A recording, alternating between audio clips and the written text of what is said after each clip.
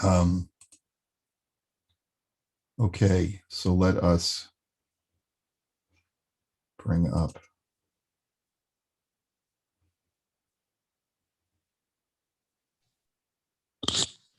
Morning. Good morning. Good morning.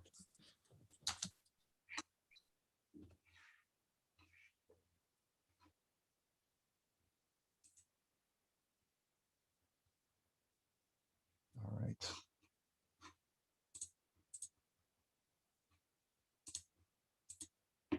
Okay, so we're going to start a new sif today. We were learning yesterday about the prohibition of coveting and desiring. And now we're going to shift gears and we're going to talk about going back to the laws of theft, the laws of stealing, how you make amends for having stolen. We know that it's usher to steal. Now, how do you make amends once you've stolen? So, this is going to be the subject of the next few seifim, the next few paragraphs. The Shulchan Aruch writes, mitzvah saseh al hagozel lahachzir hagezela atzma imhi be'ena v'lo nishtanes. It is a positive commandment on the person who steals, on the stealer, on the thief, to return that which he has stolen if it is still intact and it has not changed, it has not degraded in any way. It's not enough just to give him the cash value. If the object is still intact, you have to return the original object. And how do I know that? Shenamar asher gazol, because the Torah says he shall return that which he stole. V'hu hadin laganav, and there's no difference here between someone who steals and someone who burgles, meaning whether you stole it with stealth or whether you stole overtly, there's no difference here. And therefore you don't fulfill your obligation if the object is still intact by paying cash. And that's true even if the owner already gave up hope of ever retrieving the object. In other words, it's not like Hashava Saveda, that when you find a lost object, if you know that the owner already had Yeush, there's no obligation of Hashava Saveda. But here, since you stole it, you illegally took it from his possession, then even after they have Yeush, you're obligated to return it. But if it is destroyed, or if it is degraded in some way that it cannot be repaired and restored to its original condition, Yotze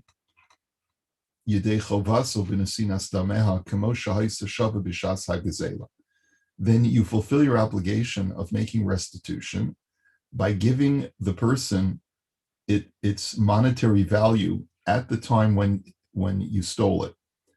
It may not be worth the same amount today, but you have to give him what you stole at the time of the object that was worth at the time that you stole it. Now, that could be a very bitter pill, right? What if you stole a collector's item from him and you stole it from him 20 years ago when it was worth a few pennies, and now it's a collector's item and it's worth hundreds of or thousands of dollars?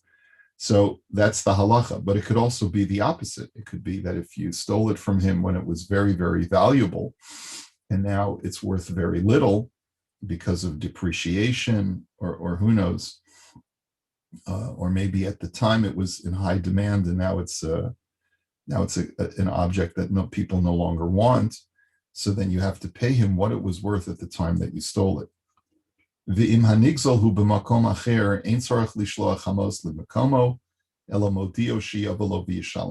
finally, if the offended party, if the victim is in another city, you're not obligated to go to the effort and the expense to send him the item or the cash, but you can just send word to him and tell him that the next time that he's in your city, you'll be happy to compensate him. And the question is why? Why are we going easy on a Gazlan? Why are we making life easy for him and not obligating him to travel to where the to where his victim lives to pay him directly. So we're going to talk about that. And I want to just point out that Chazal, in general, had a difficult balancing act in trying to deal with a Gazlan. On the one hand, they do want to come down hard on him because he was a bad person. He was a villain, and he stole. So you have to make restitution because of what you did to another person, and you have to fully resolve the bad thing that you did. But on the other hand, we have this concept called takanas hashavim. That takanas hashavim is the consideration that we wish to make for people who want to do tshuva. And this is a very, very sensitive concept. The concept is that there are people who we know have committed offenses in the past, and we want to give them the opportunity to become balei tshuva. So in order to give them the opportunity to do tshuva, we have to make it easy for them to make amends for their past. If we make it too difficult, then we may disincentivize people from doing tshuva. So you see the difficulty in the balance. On the one hand, they have to make full restitution to the people that they've offended, but on the other hand, we don't want to make it too difficult because otherwise, people, a former Gazlan may say, "Well, why should I do this? How can I, it's not worth it for me. I'll just live under the radar for the rest of my days, and hopefully everyone will forget about it." So no, they said, no, we want you to realize that you have to make things good, because otherwise, because Hashem never forgets, and there's an injustice that was done. But here, let's create some easy ways for you to do this. Okay, so that's the general principle of takanas hashavim, and we're going to see this concept of takanas hashavim come up when we study the Imrei Yaakov, and we'll see what, and we'll take that into account in the final halacha. So let's take a look at the Imrei Yaakov. There's a mitzvah aseh, there's a positive commandment to return the stolen goods. So the Imrei Yaakov says, it is for this reason that ein lokin alav de gezela, that you don't get lashes for stealing. Because whenever the Torah tells you, thou shalt not, but thou shalt rather, meaning don't do this, and if you did this, this is what you do to remedy the situation, the Torah is indicating that you rectify the sin by doing what the Torah prescribes. Instead of getting lashes to rectify the sin, you do an action to rectify the sin. And that's how I know that the action is the rectification and absolves you from any other kind of rectification. As the Torah says, he shall return that which he stole.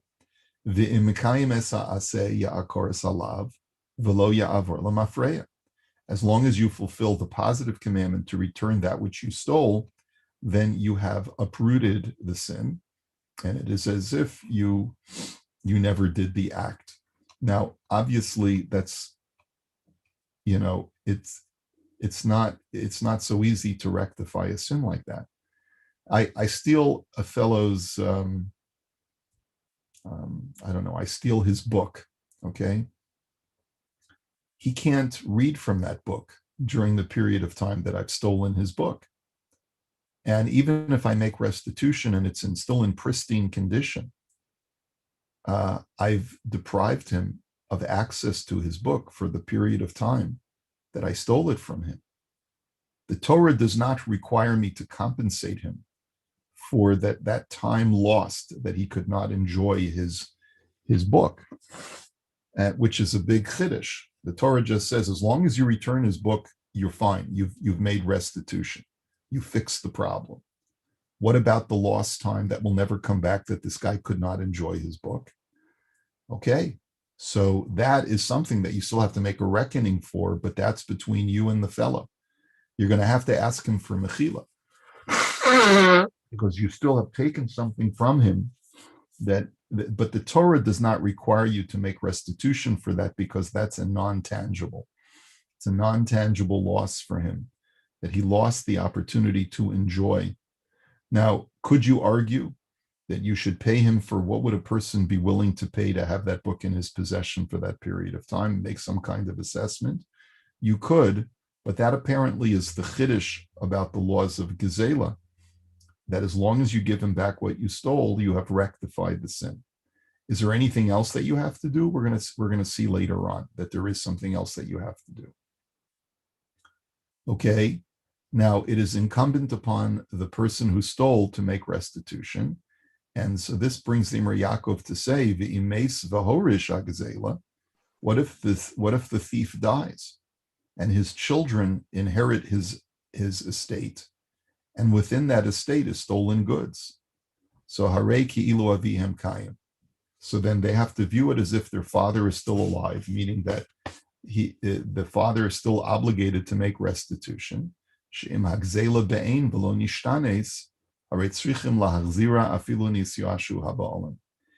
that, if the stolen object is still there, is still intact, and has not changed, they have to return it to the original owner. And it seems like only if the object is not, it has not changed in any way. But let's say the object is destroyed, it sounds like they're not obligated to make restitution from the father's estate. But we'll have to learn more about that as we go along. And this is true even if the owner has already given up hope of retrieving. And the reason why Yeush doesn't help in this case is Lefisha b'Yeush levad ein hagizela yotza amirshus be'aleh lihios niknes lahagazlan sheyehi birshusa. Simply by the owner giving up hope, this is not enough to cause the Gazlan to acquire the object and make it his.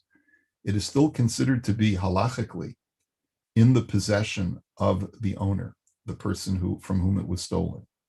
V'rakim nimkar acher hayesh la'acher oniten lo b'matana az hu nikna b'yesh vishine rishus kidalakamen sif yud aleph ayin sham. As we're going to learn as we go along, there is a mechanism that once an object is stolen, it leaves the domain of the owner. And how is that? You need two elements. You need, first of all, that the owner gives up hope of retrieval. And number two, you need that it leaves the possession of the thief and goes into a third party's possession.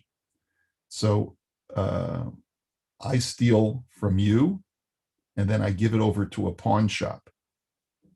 At the point that the owner has given up hope of retrieving it, and it's no longer in the Gazlan's possession, so then it doesn't absolve the Gazlan from paying back, but it is not considered to be in the ownership of the Gazlan anymore. The imyesh im hayeshine hashem afilu im zechozu libriyasu yesh armim shekona vein sarach lahachzer eladomeha. So in a situation like that, where the Gazlan has given it or sold it to another party, and now it's no longer in his possession, the Gazlan does not have to retrieve the original object, but can make restitution by paying cash. What happens if the object is still in the possession of the Gazlan, but it has degraded or changed in some way? So even if it can be restored, there are those who say that if the owner had Yeush and the object has changed in some way, then all the Gazlan has to do is pay cash. But that's a machlokes. Now, if it's changed in such a way that it cannot be restored to its original state, so then you're obligated to give back so then you're not obligated to give back the original object. It's only that you have to give back the original object if it is still intact. Kigon. So here's the example. Im gazal eitzim v'shifan v'kitzitzan. You steal wood, but you steal wood in its raw form, like logs of wood. And then you go ahead and you sand them down, you cut them down, and you make lumber out of them. O chakak bahem, o asakelim, or you'd steal lumber and you turn it into a chair, a table, okay? O gozal tsemer utzva'o, or if you steal raw wool and you dye it, o aso levadim, or you turn it into fabric. In all of those cases, o avanim, the sitatan, or let's say you steal rocks from someone's quarry, and then you put those rocks in a structure. You build a building out of it. O ma'os v'hitichan, or let's say you steal metal coins and you melt them down. Kol elu havishinui she'enu chazal lebriyasin. In all of these cases, it's really not practical to return the original object that you stole because they've undergone significant changes. She'im ya'asem ma'os acheros panim chadashos.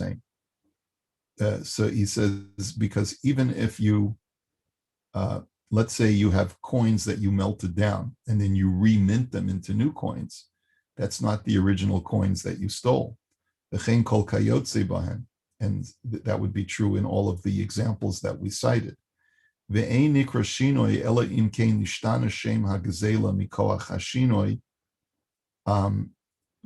So he says, but it's only called a change if it's no longer recognizable as the stolen object because of that change, which means V'lachein im gozal koros gedolos ve'asan ketanos, meaning that it has to be a significant change so that it's no longer considered the same object. But let's say you stole large pieces of lumber and you cut them into smaller pieces of lumber. So in that situation, since you stole lumber and you still have lumber, you still have an obligation to return, as long as the owner can still make use of the lumber in its smaller size, you still have to return it. That's not considered enough of a change. Virak im katzitzan leluchos shenishtana shemam. It's only if you steal lumber and you turn it into boards, or you turn it into something that's no longer considered lumber, so then you don't have to return it. Aval hagozel eitzim. He says, let's say you steal planks of wood and then you hammer them together and you make a box instead of planks. So even though you've changed its name, it used to be planks and now it's a box, that's still not considered to be a significant change, because with very little effort, you can dismantle the box and return the original planks. And there are many other illustrations about this, which are brought down in the Shulchan Aruch. So it's a little bit of a subtle differentiation. If with relative ease, you can dismantle the object that you've constructed and return the original items that you stole, then you have to return the original items. If the items have significantly either degraded or if they've changed into a new object because you, instead of just hammering a couple of pieces together, you've actually cut them down, sanded them down, stained them, lacquered them, and done other significant changes to them, so then you no longer have to return the original object. Okay. So when it's made a significant change, so then you fulfill your obligation by just paying cash. Davar zeh yalfinan midichsiv veheshivas hagezela asher gazal. And how do we know this? Because the Torah says you shall return the item which you stole. The gezela, the stolen item that you stole, which is a bit of a redundancy. Just say veheshivas hagezela. Return the stolen item. Why does it say return the stolen item that you stole? The davka im hagezela hi kasher gezala. From those extra words, we learn that you only fulfill your obligation when the item that you stole is still as it was when you stole it. That's what the Torah is teaching. Az sarach lahachzira be'ina, then you have to return it in its original form. Aval im nishtanet shinui she'ino chazer l'chamo shahisa.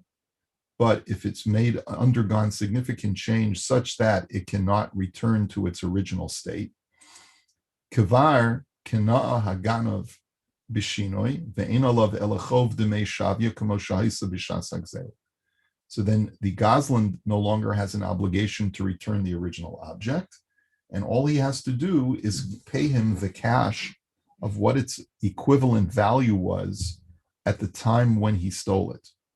Va'afilu imlo nisyashu, and even if there was no yeush, mikol makom nikna lahaganov, nonetheless, the ganav has acquired it through shinoi. He's acquired it through a shinoi, a change in the object itself. Okay, so and then the surprising thing that we saw at the end of this sif was that you're not obligated to go to the effort of sending him the money that you owe him or shipping to him the object that you stole, but rather you can inform him that you've stolen from him and that you're prepared to pay him back, and let him know that he can come pick up the money whenever he's in town. So kasav hasma, the davar zehu mipnei takanas hashavim, the ilav mipnei takanas hashavim min haroi hoy lechayv hagazim lahavio acharav lemakom hanigzal. So the Sma, in his commentary to this halacha in Shulchan Aruch, states that this is part of takanas hashavim.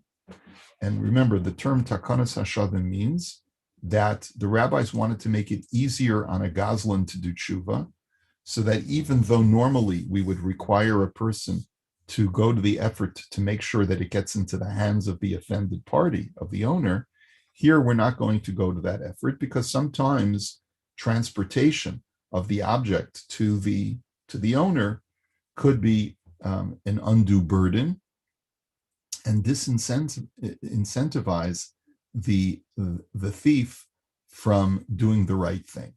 So that's why the rabbis made this institution, is that they don't require a ganav to travel to the owner to make restitution. But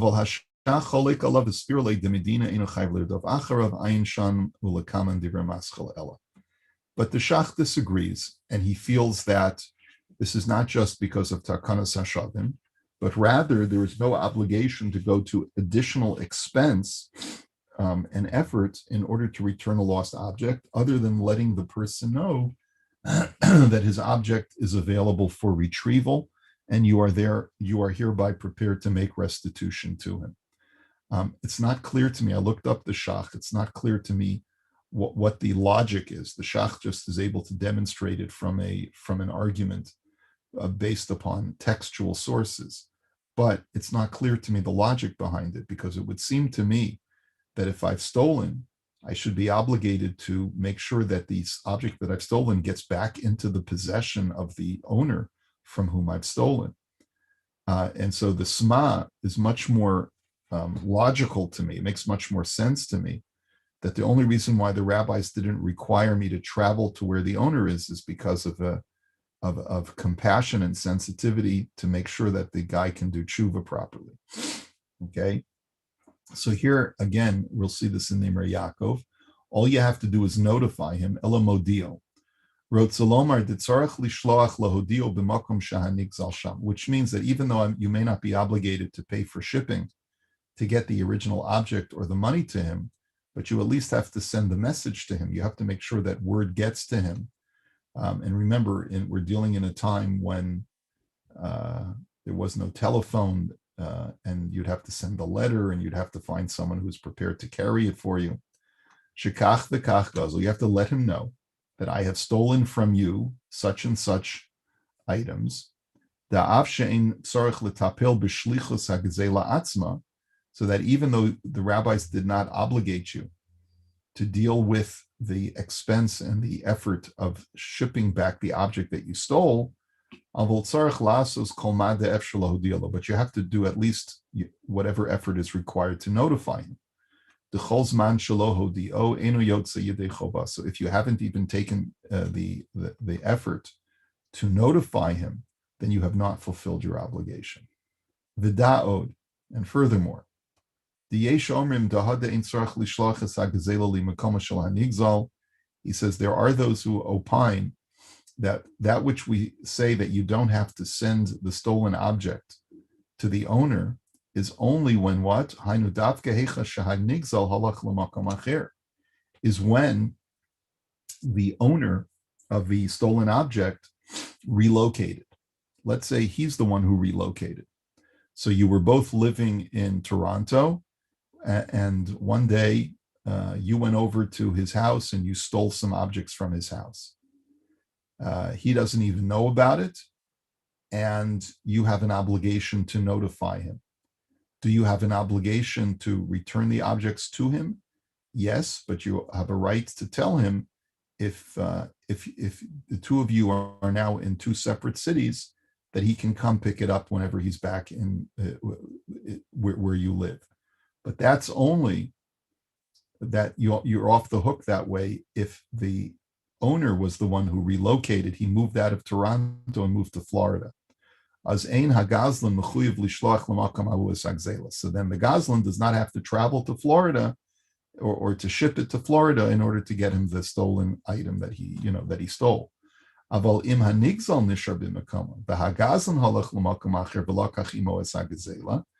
let's say the owner that you stole from is still here in Toronto, and you, the Gazlan, are the one who relocated to Florida.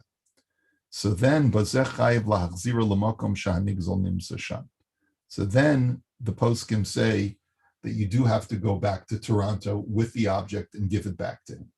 Like, you can't say, well, I'm not obligated to give it back to him because the rabbis didn't obligate me to go to that effort. No. That's only when the nigzal, the original owner, relocated. So then you're not obligated to run after him. But if you're the one who relocated, then you have to go back to the scene of the crime, and you have to make sure that you make proper restitution and make sure it gets back into his hands. Okay. Rabbi, for all of this, does it matter whether you're talking about a goy or a Jew? Here it doesn't seem to be any differentiation, because as we've learned before, stealing from a Gentile is just as prohibited as stealing from a Jew. Yeah. I don't see a differentiation. Oh, as a matter of fact, Ron, this is the subject of the Likutim right over here. He writes, Gam begezel akum, yes, even when you steal from a Gentile, chayev bahashava, you have to return the lost object, and al kol panim midrabanan, there may be a dispute whether it's biblically obligated to the same extent as when you steal from a Jew, but at least rabbinically you have the same obligation. Now, the imgazal kora ubena bebinyan hol velo nishtanes midin Torah tzarich laharos kol habinyan lachzor hakora leba'olim. And here where we get to this again, another discussion of takanas hashavim. Let's say you steal a very large beam, okay, and you steal that beam, and then you build a house where the central beam of your ceiling is that beam that you stole. Now, is it possible to detach that beam and give it back to the owner? Yes, it's completely possible. But the expense that you'll have to go to is that you'll have to dismantle your entire roof in order to get that beam to take out. And that's where takanas hashavim also comes in. Aval chachamim tiknu mipnei takanas hashavim sheyihanosei estameh v'lo yitzarech laharos habinyan. Rabbis, out of sensitivity to incentivize people to do the right thing, decided that even though the object is still completely intact and all it needs is just to be detached from the structure, but it would require the thief to dismantle his entire building. That they didn't require the Gazlan to do, and they just said as long as you pay him the cash equivalent of that beam, you fulfill your obligation. Bim Gazal Korah, so you know what? We'll finish this halacha tomorrow. We'll continue on this line of takanas hashavim because there's more interesting stuff to see. Okay, we'll hold it here for today. Have a great day.